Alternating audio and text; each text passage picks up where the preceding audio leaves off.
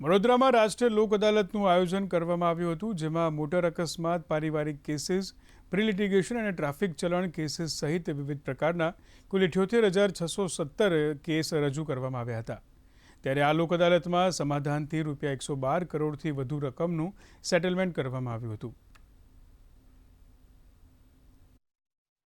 સમાધાનથી જે નિરાકરણ આવે છે એ બંને પક્ષકારોના હિતમાં હોય છે. એટલે મને લાગે છે કે પક્ષકારો પણ હવે સામેથી લોક અદાલતમાં સહકાર આપી રહ્યા છે અને સામેથી લોકો પૂછતા હોય છે કે લોક અદાલત ક્યારે આવવાની છે.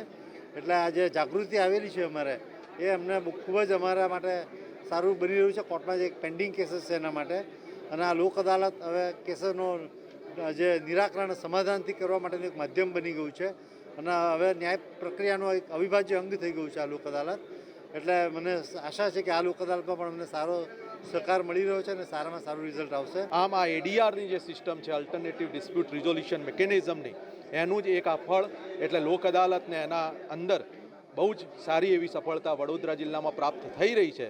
અને લગભગ આજે અમે 71,000 જેટલા કેસીસ કે જેમાં પેટી ઓફેન્સના કેસીસ પણ આવી ગયા, તો એ બધા જ કેસીસ મૂકેલા છે.